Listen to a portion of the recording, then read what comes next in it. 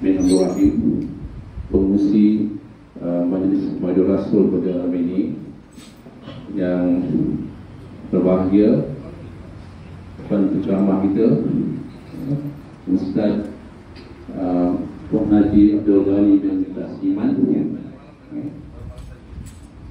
yang dihormati Haji Zafar Erau, kita punya yang selalu memberikan kuliah di surau kita ni. Okay. Tuan-tuan imam,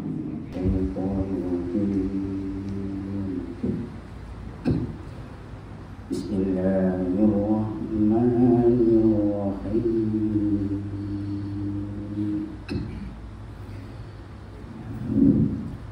Qad aflahal mu'minun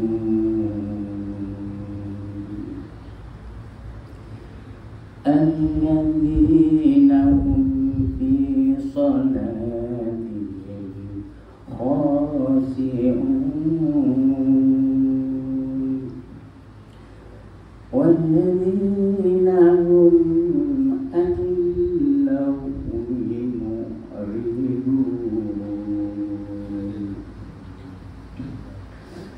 walladzina hum lis-zakati fa'ilun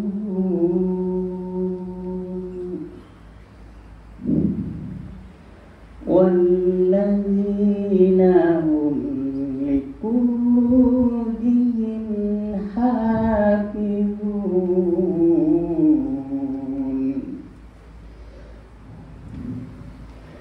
illa ala azwajihim aw ma malakat aymanuhum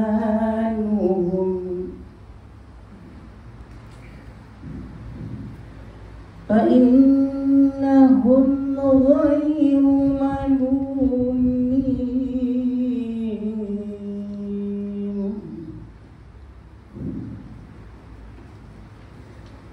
faman ibtagha wara'a dzalika fa ulaika humul 'adun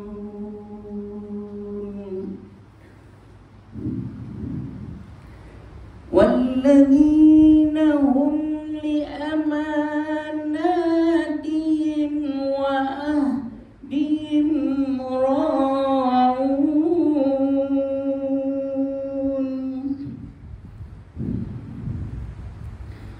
walladzina hum ala salawatihim yuhafizun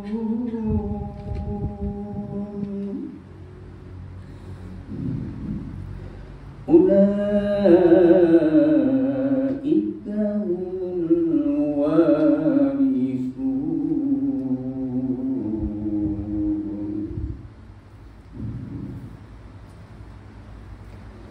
alladzina yarithuna al-firdausa hum fiha khalidun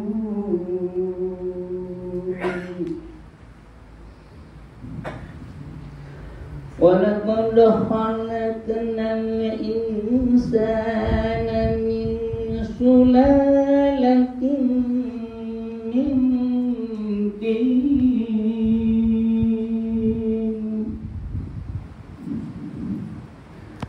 summa ja'alnahu nutfatan fi qararin makin summa khalaqnal nutfata 'alaqatan fa khalaqnal 'alaqata mudghah fa khalaqnal mudghah 'idhaman fakasawna al-'idhama lahman ثم أنشأناه خلقا آخر فتبارك الله أحسن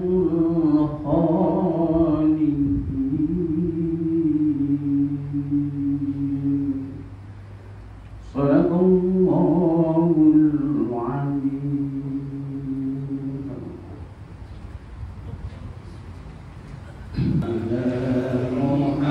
محمد صلى الله عليه وسلم صلى الله على محمد صلى الله عليه وسلم يا نبي سلام عليك يا رسول سلام عليك يا حبيب سلام عليك صلوات أخرك البر علينا وكفت منه الغلول ومفتاح ما رأينا والدنيا ويسر عليك يا رسول سلام عليك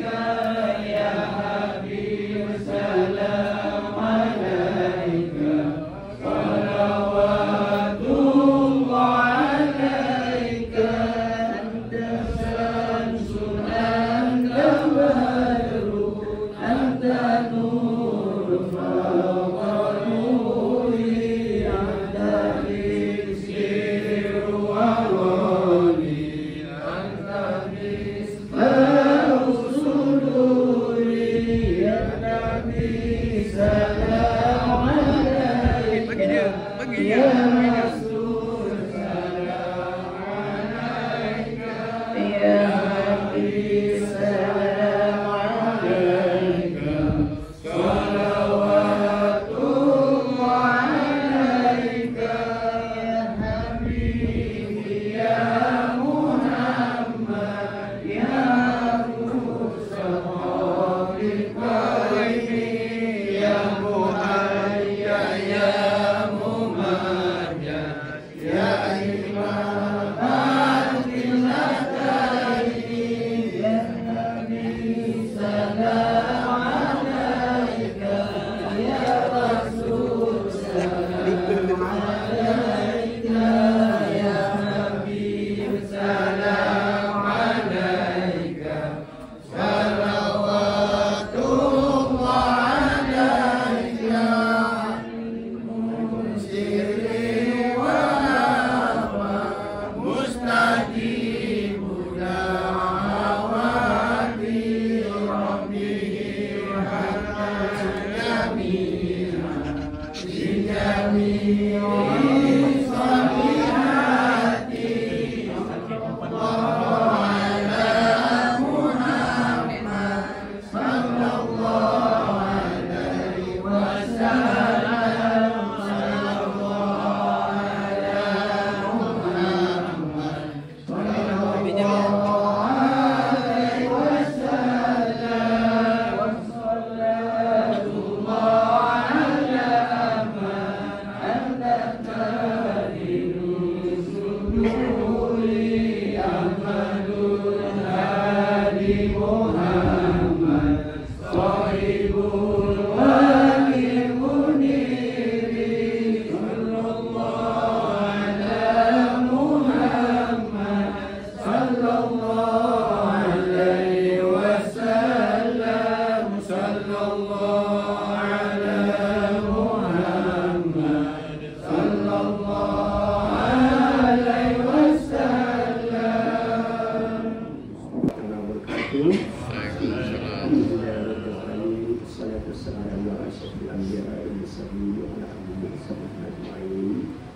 Yang saya hormati saudara pengurusi majlis, yang saya hormati Ustaz Abdul Salam. Dalam hal ini, kalau kita menyebut saja Nabi Muhammad satu benda yang kita harus tidak tinggalkan ataupun tak lupakan ialah Al-Quran. Dan ia merupakan sempurna. Dengan ini saya diucapkan supaya majlis ini berjalan baiklah. Sekian. Assalamualaikum warahmatullahi wabarakatuh. Majlis merakamkan limbah terima kasih kepada Tuan Haji Malazi Yunahim atau ucapannya sebentar tadi.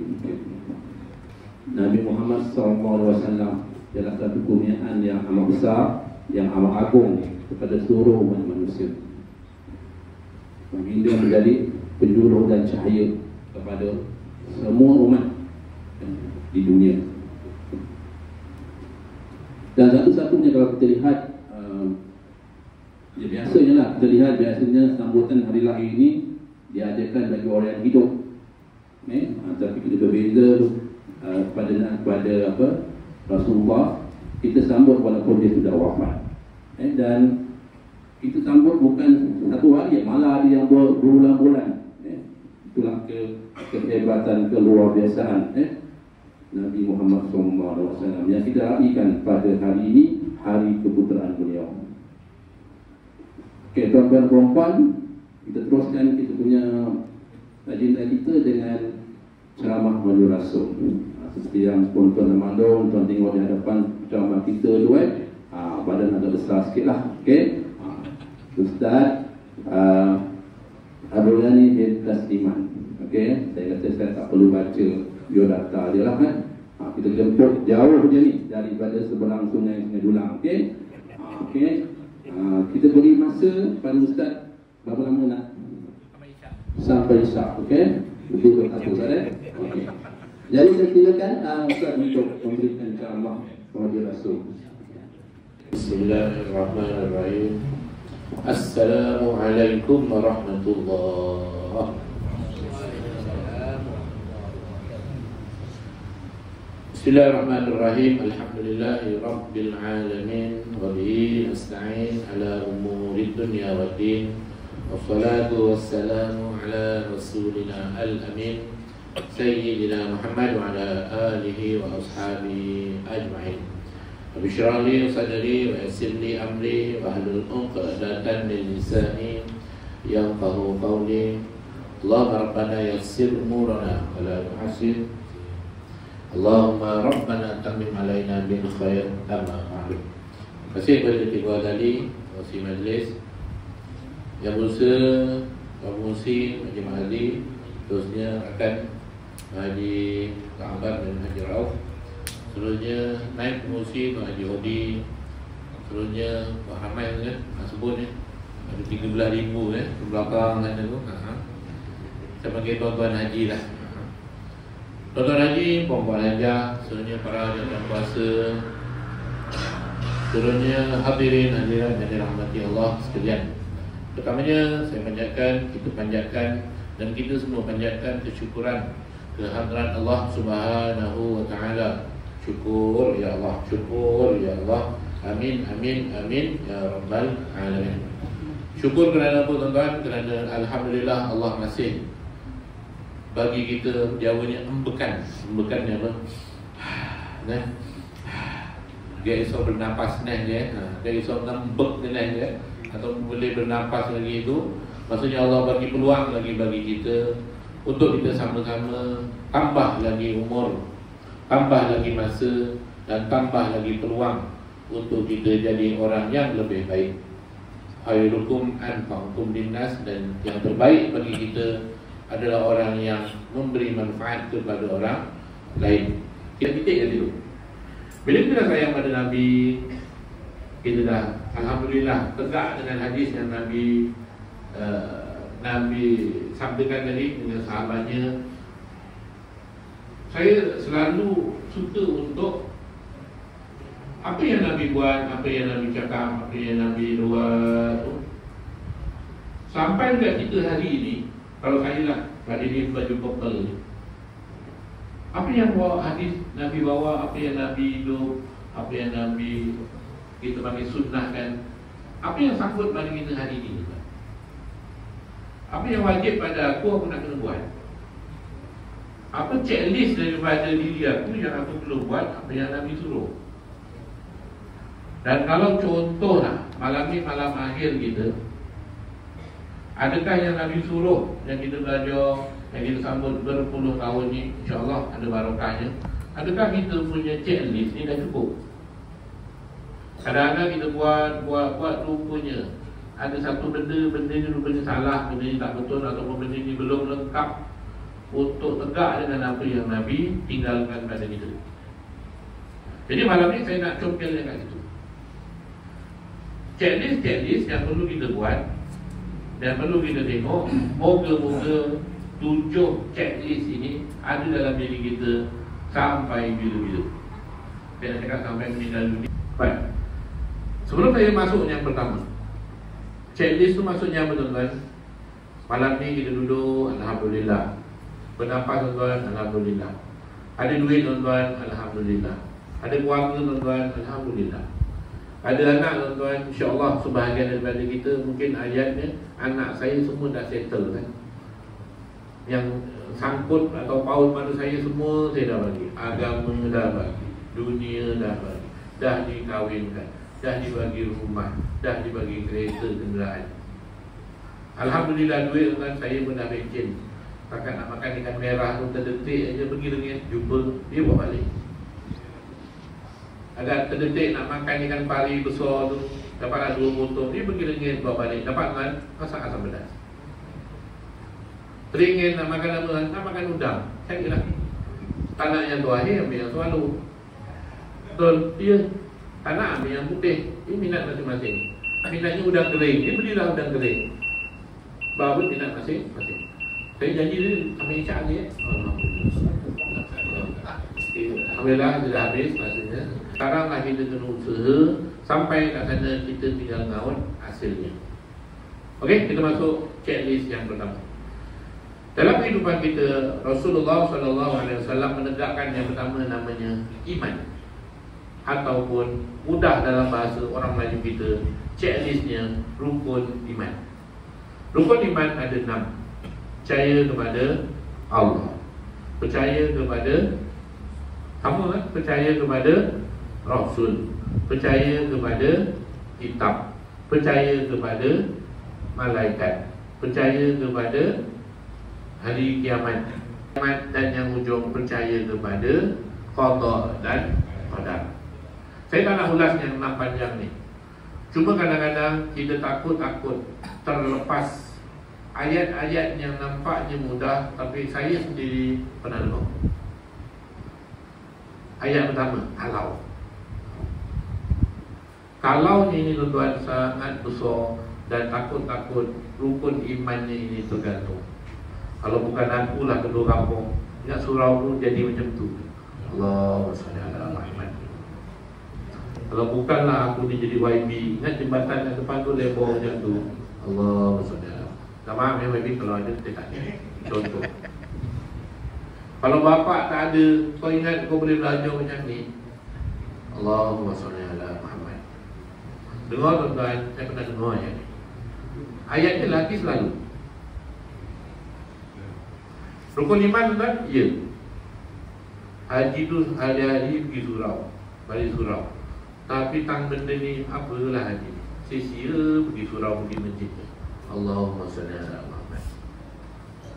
Dengar je lah, semeremang dulu rumah. Sebab apa? Rukun iman. Rukun iman. Saya cakap tu kenapa tuan-tuan? Sebab ya, rukun iman faham, tapi kadang-kadang kita punya penekanan, penghayatan dalam hati untuk yang itu kadang-kadang kita rasa kurang. Nak kuat macam mana tuan-tuan? Kita kena buka tauhid. Sebab tu kalau dalam takmir ini, ambillah salah satu selitnya hukum tauhid, hukum akidah. Saya respect ataupun tapik spring. Sebab apa? Rakan-rakan kita dalam tabligh, adanya kita fadhail amal dengan muntakab hadis. Untuk perkara ini sangat ditekan tinggi bersama dengan adab. Jadi muntakab hadis, fadhail amal, ambillah tuan-tuan. Kalau tuan-tuan boleh baca dalam keluarga, Kalau tuan-tuan boleh baca dalam organisasi, tuan-tuan boleh baca dalam surau, ambillah masa itu. Sangat membantu membentuk perkara ini. Sebab apa tuan-tuan? Sebab perkara ini kecil.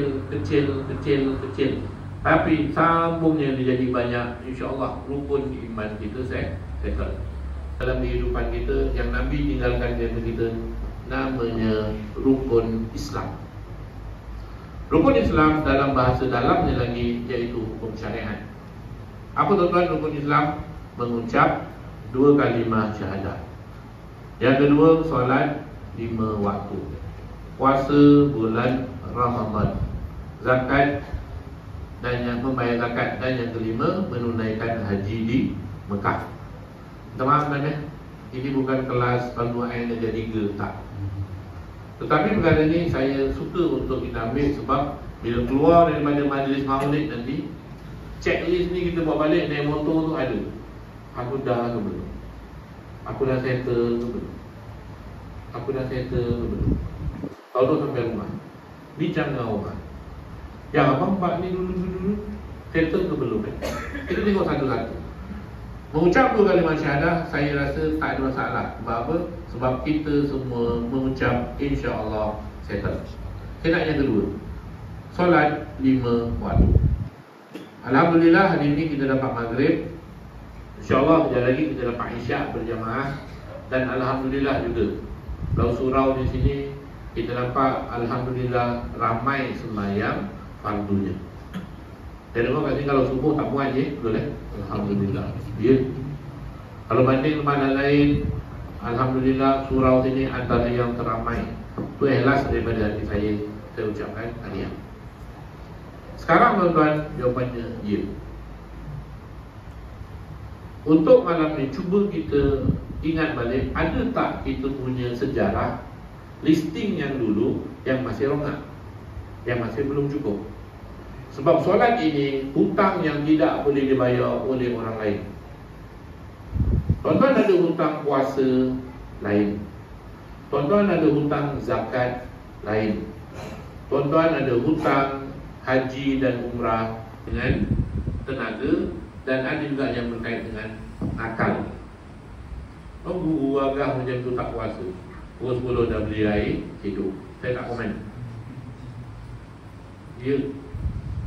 Kadang-kadang kita ni nak tahu, ataupun kita ni ada, tuan-tuan jawab sini tuan-tuan. Kalau ada istighfar banyak, tuan-tuan kodoklah puasa tersebut.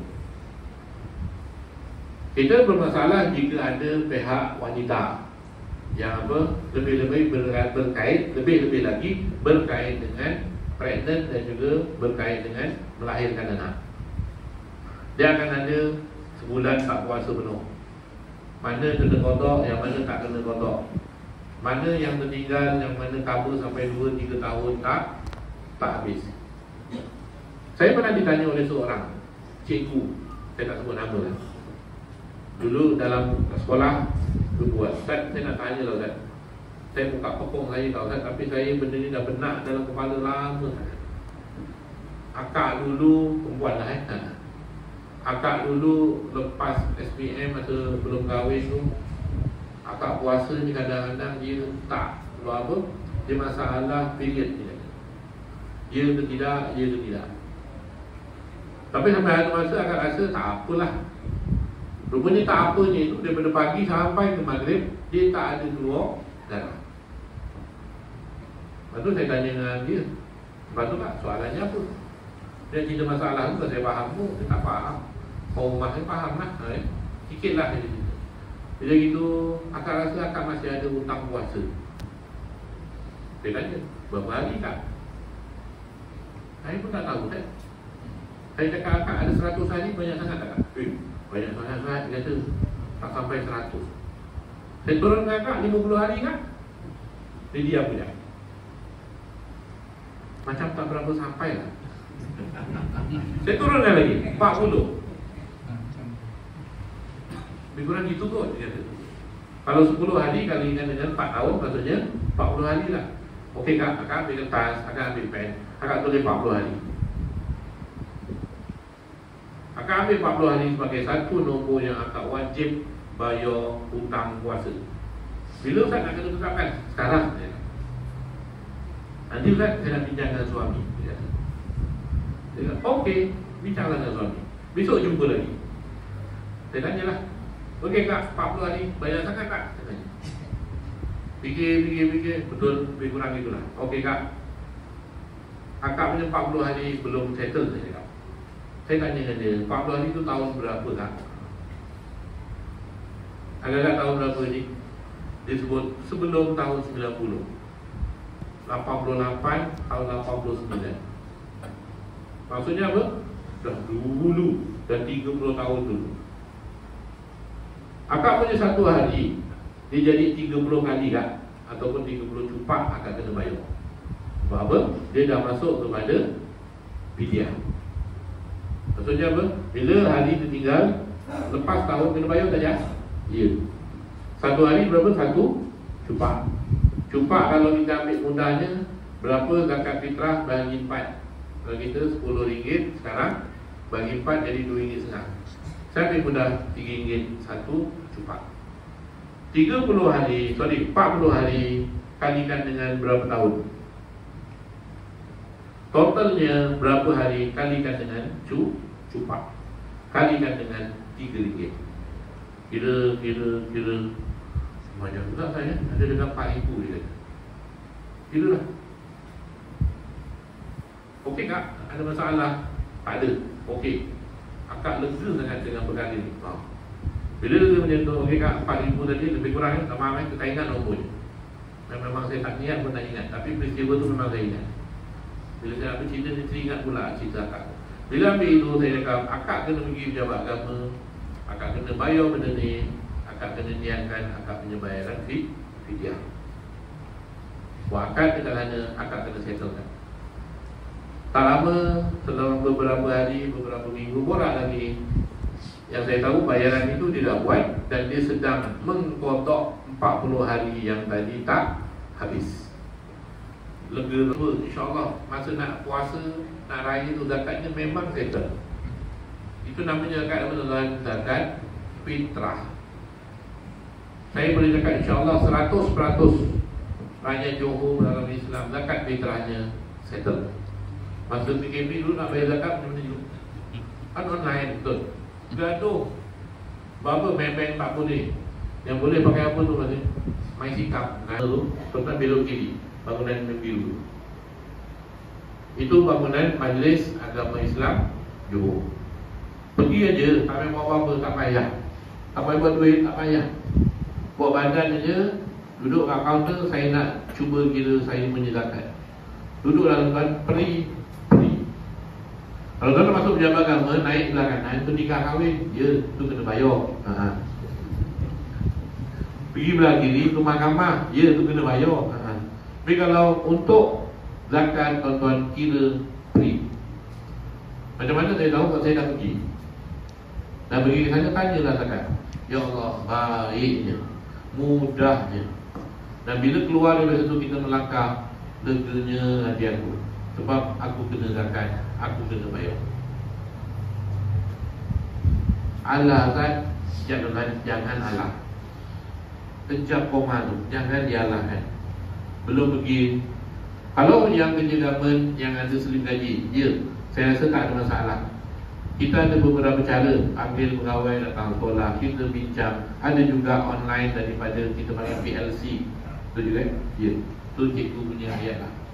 Bagi yang kerja-kerja kerajaan bidang lain mungkin ada. Tapi yang sawitnya tu 50 tan sebulan tu, oh saya tak berselip lah, tak ada. Dalam hati, rugilah aku kalau nak potong zakat. Itu yang nakal.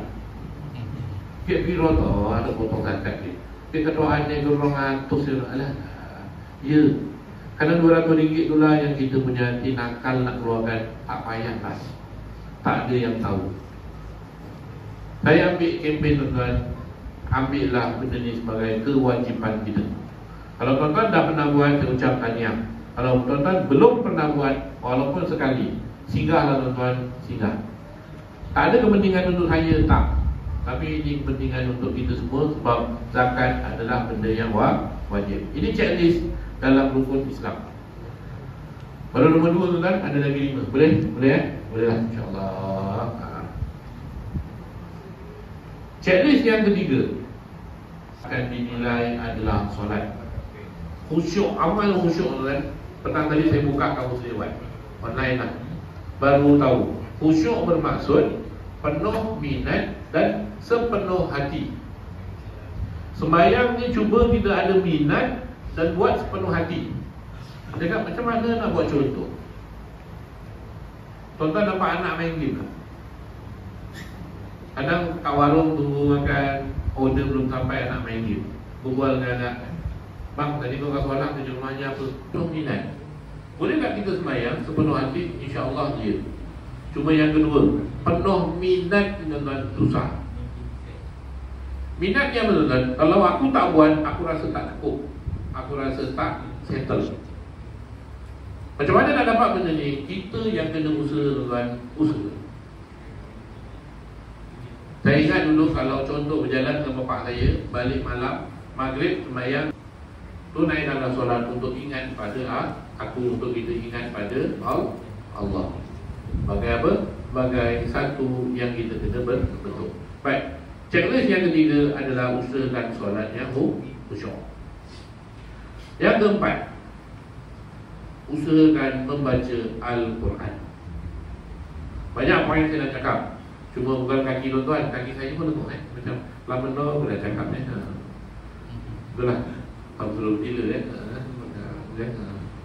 Yelah, yang paling besar ni pilih lah. Usaha untuk kita selalu membaca Al-Quran. Selalu usaha-usaha berceramah tentang pokok membaca Al-Quran sebagai kita punya modul kehidupan, panduan hidup kita. Al-Quran tidak berubah macam Haji tadi sebut, daripada Nabi Muhammad sampai hari kiamat. Yang berubah tuan-tuan, kita numpaukan bapak kita, bapak kita numpaukan arwah atuk kita. Dan percayalah, kita akan ditumpaukan oleh anak kita bila kita arwah nanti. Quran sama tuan-tuan, tegak sama. Cuma kita nak ambil tak panduan yang tegak tadi itu dalam kehidupan kita. Saya rasa isu tu penceramah lain banyak kita. Saya nak ambil yang kedua. Orang yang selalu baca Quran, insya-Allah tidak nyanyuk. Benda ni bukti tuan-tuan ada dalam keluarga angkat saya, dan alhamdulillah nampak perkara ni memang ada kesannya. Ada dia punya relevannya. Ada benda kejadiannya. Berbual tak pandai, dah tak berapa dengar. Matanya tak berapa clear. Tapi kalau pakai spek, kalau dia mengaji, ya Allahu Akbar, jangan berhenti lagi, syoknya dengan orang ngaji. Umurnya berapa? Umurnya dekat 80 lah dulu.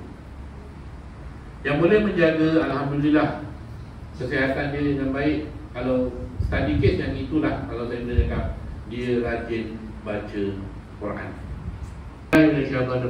Ya ayyuhalladzina amanu, wahai orang-orang yang beriman, ila tadayantum bidainin, apabila engkau berhutang dengan sesuatu hutang, ila ajalin musamma, pada satu masa yang akan bertangguh, faktubuh, maka tulislah. Ini ayat Quran tuan-tuan. Ayat Quran ini maksudnya apa? Dalam kehidupan harian kita tak akan jauh ataupun kita mungkin tak boleh elak daripada hutang. Cuma hutang ini kita kena tulis, utama. Kenapa tuan-tuan? Apa kait dengan kita? Sebab roh ataupun amalan kita akan tergantung suatu kita meninggal dunia jika hutang ini tidak settle. Satu hari Nabi tengah jalan di satu bandar, ada sahabat yang meninggal, dan Nabi pun singgah nak jadi imam sembahyang jenazah. Sampai Nabi ke depan, Nabi nak solatkan je, Nabi stuck je. Sahabatnya ada hutang ke? Nabi tiba-tiba tanya. Yang kat belakang pun nyaut, ya wahai Nabi, sahabatnya ada hutang yang belum settle. Nabi mundur kan, tak jadi nak imami sembahyang. Tengok keadaan yang janggal macam tu. Sahabat, saya tak ingat yang namanya, minta maaf. Sahabat pun cakap dengan Nabi, wahai Nabi, tak apa, hutang beliau aku payung. Nampak ayat tu? Mudah dia nak faham.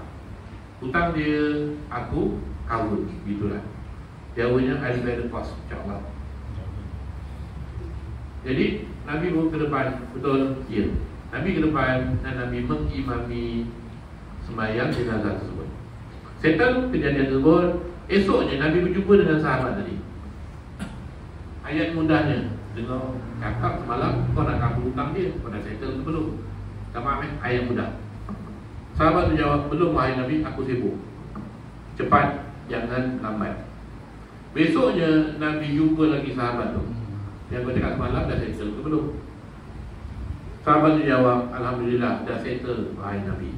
Nabi bercakap, patutlah aku lihat amalannya yang tergantung telah diangkat oleh Allah ke atas langit. Allahumma sholli ala Muhammad.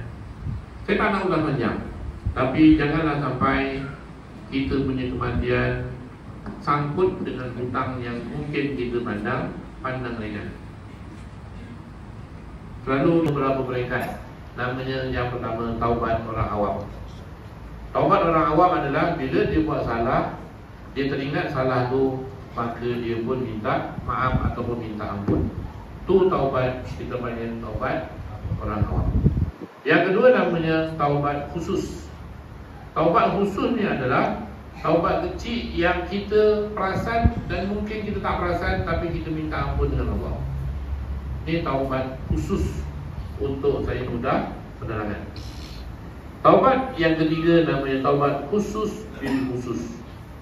Dia rasa dia tak ada dosa, tapi takut-takutlah kalau aku buat dosa, aku tak perasan dosa tu, maka aku mohon ampun daripada dosa yang aku tak perasan. Mungkin tempat saya tuan-tuan nombor 3 kan? Dosa yang tak perasan. Betul. Ataupun nombor 1, dosa yang memang dah teringat tapi belum taubat. Ataupun yang kedua, macam ada, macam tak ada sikit kot. Kalau tuan-tuan ambillah yang mana. Tapi taubat tuan-tuan, jawapannya taubat. Baik, saya tak ulas panjang yang itu. Dan yang ke-7, dalam kehidupan harian kita, cubalah untuk kita buat sesuatu yang mana pahalanya berpanjangan untuk kita. Apa? Sebagai bekalan untuk kita sihat, kita masih ada kemewahan kewangan, kita ada kemampuan. Cubalah buat sesuatu yang mungkin baik untuk kita pada masa hari akhirnya kelak kita. Adanya sedekah jariah, ya. Adanya ilmu yang bermanfaat, ya. Dan adanya anak-anak yang soleh yang mendoakan kita juga, insya-Allah. Sebab apa? Sebab sampai masanya nanti kita dah tak boleh buat, tapi kita cuma mengaut hasil. Moga-moga hasil itu sampai pada kita terus dan menerus. Baik, 7 checklist habis untuk saya kongsikan pada malam ini. Dan saya harap moga-moga apa yang saya sampaikan adalah sedikit yang boleh kita buat balik. Rukun Islamnya, rukun imannya, khusyuk solatnya, Qurannya, taubatnya, atau pahala yang berpanjangan tadi itu. Untuk apa tuan-tuan? Untuk ujungnya saya bagi satu konklusi.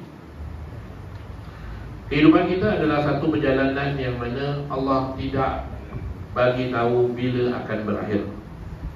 Dan perjalanan kita ini saya selalu umpamakan kita dalam perjalanan yang mana kita sedang mengumpul touch and go kita untuk kita pakai pada hari akhirat kelak. Maksudnya kan kita beramal untuk kita sebagai bekal di hari akhirat kelak. Tuan-tuan kerja dan masukkan top up touch and go, dan top up touch and go.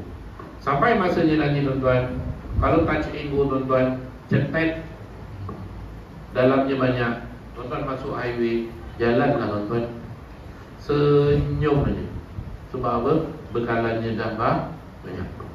Tapi kalau tuan-tuan sampai masanya,